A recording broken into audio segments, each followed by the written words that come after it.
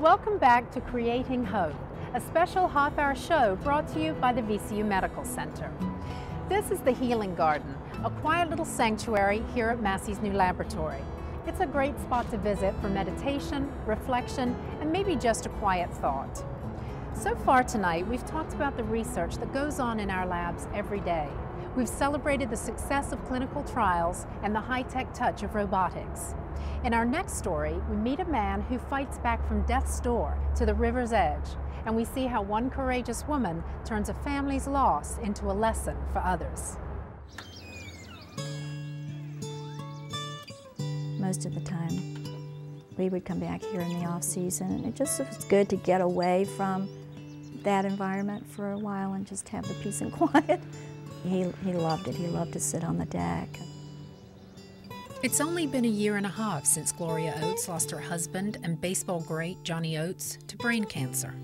He did great for 2 years after having the surgery and radiation. He did much better than anyone ever thought. But his third year got increasingly difficult, and when his lungs hemorrhaged, nothing more could be done. I knew nothing about palliative care, didn't know what that word meant. But in 5 minutes of being on that unit, he was snoring peacefully, the most beautiful sound I have ever heard in my whole entire life, and looked totally at peace.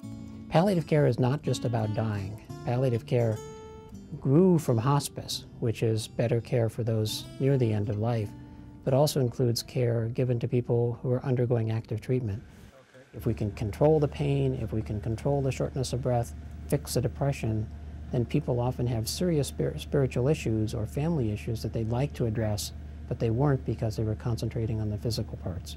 If you have a terminal illness, you need someone in palliative care to be walking you through the process, to be fine-tuning your medications, to be overseeing what's going on with your story. When Massey's Thomas Palliative Care Unit opened in May of 2000, there were only about 9 programs in the country. Our goal was to provide great service for patients and their families here, to relieve their symptoms, to help establish what the goals of care are, to make sure everyone's comfortable, whatever their stage of illness, but also to advance the field. We're so blessed in Richmond to have Dr. Smith, the top doctor, and Pat Cohen, the top nurse in palliative care in the nation. You have a specific group of healthcare professionals trying to relieve all your symptoms, trying to help you understand what the medical decisions are, how to make the best decisions for you and your loved ones. That's what palliative care is. He was really only on the unit about 4 days, but it was 4 days that really have changed our lives as a family, because what we found out about palliative care has just put us on a mission to make people aware of what this is.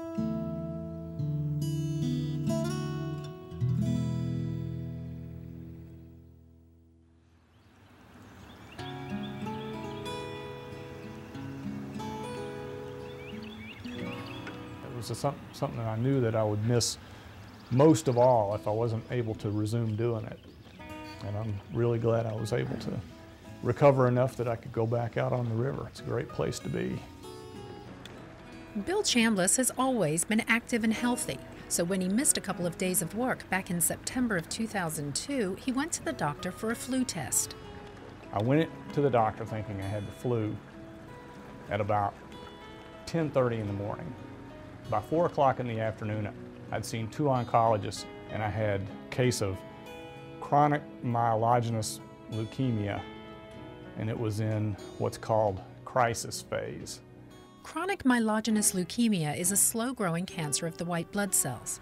It arises in the bone marrow and often exists for years with no signs or symptoms, and then suddenly announces itself in crisis phase. It was just like something out of Kafka, to think, I'm feeling really good on Sunday morning, and Monday afternoon I'm at death's door just about.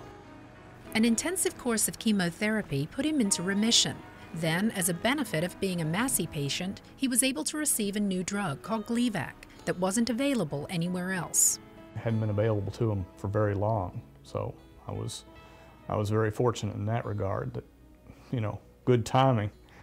Next, he was treated for a fungal infection in his lungs with another new and powerful drug only available at Massey. Since he had no family donor matches, he was recommended for an unrelated volunteer donor bone marrow transplant. What we're giving them isn't just a clean bone marrow with no cancer in it. We're also giving them a new immune system that is more effective at watching for the cancer and keeping it at bay. Massey's bone marrow program is one of the few in the country and the only program in Virginia performing unrelated transplants. You know, it's just so amazing to have one of those great cancer centers right here in Richmond available to me, so I didn't have to go somewhere else to get this world-class treatment that I got here. I often tell my patients that our goal for a bone marrow transplant is not just to see how good we get it. Our goal here is to take the problem you have, to put it in the rearview mirror, and move on with your life. It's been almost 4 years since Bill Chambliss moved on. He says it's taken that long to be objective about everything he's been through. If it wasn't for the efforts of places like Massey, I certainly wouldn't be here. If I can come back from where I was, or can be rescued, a lot of people can be rescued. Mr. Chambliss exemplifies what cancer centers like Massey can offer. 2 of his drug treatments weren't available anywhere else in the area, and Massey is the only one of a very few institutions to offer unrelated bone marrow transplants. Now, if you have questions about anything you've seen tonight, give us a call at 1-877-4-MASSEY or visit the website at massey.vcu.edu. We'll be right back.